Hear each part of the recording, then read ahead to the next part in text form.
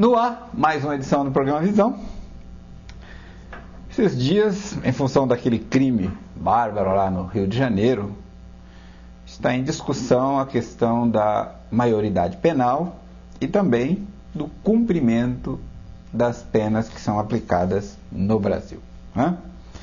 Bem, todo mundo se posicionando, inclusive o próprio presidente Lula se manifestando aí contrário à redução, fazendo ironias inclusive, algo não muito a ver com a condição de presidente, mas e aí a turminha, que era os mesmos que eram favoráveis a que o cidadão comum não tivesse o direito de comprar uma arma, a mesma turminha que vocês já sabem de quem eu estou falando, insistem que não se pode reduzir a maioridade penal, que a redução de maioridade penal ou do endurecimento das penas para os adultos seria uma crueldade, seria coisa de fascistas, coisa de inimigos da democracia.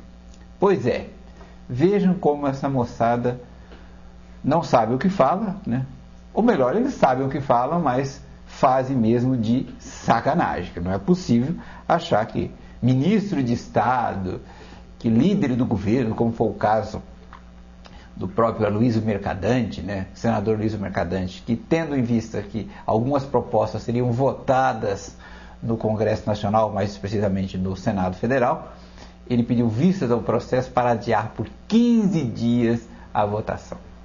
E o que todos destacam é que não podemos discutir isso, não podemos aprovar nenhuma lei no calor da hora, diante dos ânimos exaltados.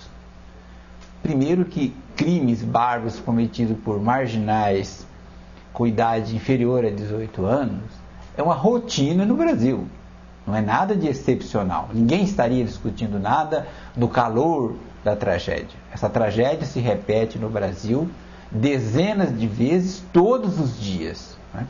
E a própria questão da redução, ou melhor dizendo, da endurecimento das penas, também ocorre todos os dias. Mas, para calar a boca dos sabidinhos aí, vamos dar alguns dados apenas. Em Luxemburgo, não existe idade mínima. Na Austrália e na Irlanda, a idade mínima para maioridade penal é de 7 anos. Na Nova Zelândia e na Inglaterra é de 10 anos. Canadá, Espanha, Israel e Holanda, de 12 anos. Logo a Holanda, que a nossos esquerdistas, que o petismo sempre elogia alguns aspectos, só alguns aspectos, os outros eles não gostam. Então, lá a maioridade penal é com 12 anos.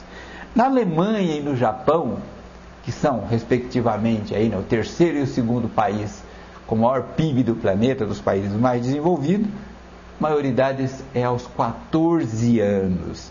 Na Finlândia, Suécia e Dinamarca, aos 15 anos.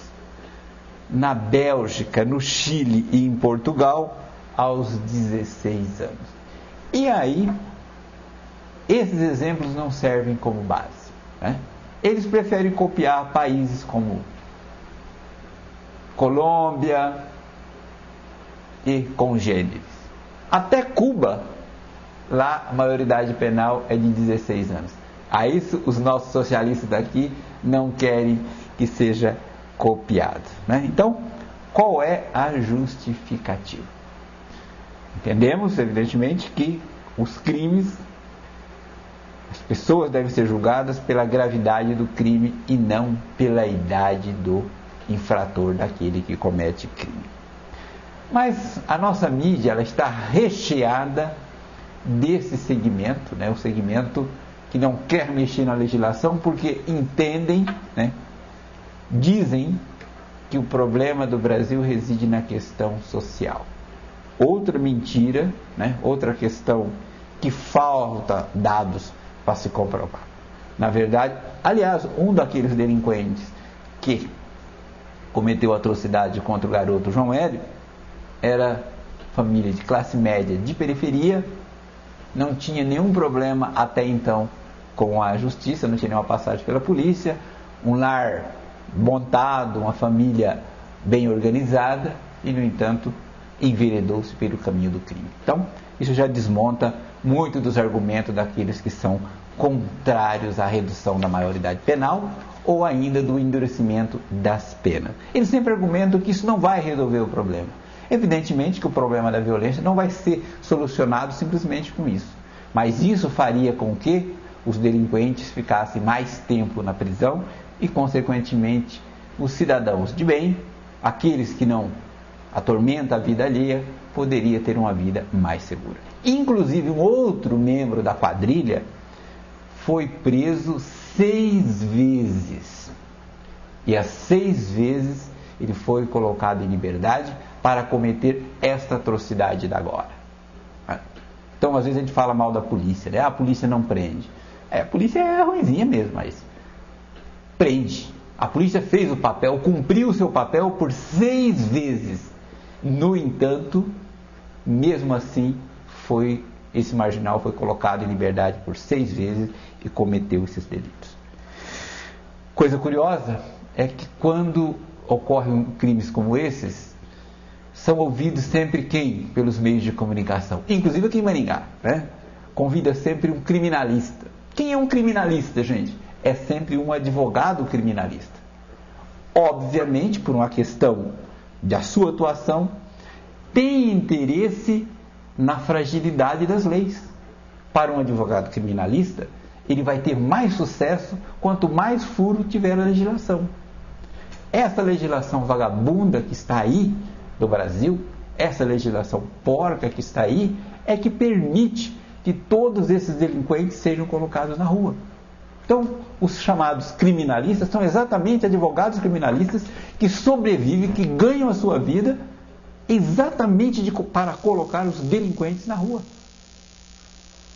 Então, é muito estranho, né? Como alguns segmentos da mídia, ou a mídia quase como um todo, não se toca, não desconfia que não é a principal pessoa a ser ouvida, porque esta pessoa tem exatamente o interesse na legislação falha, no abrandamento das penas, na progressividade das penas.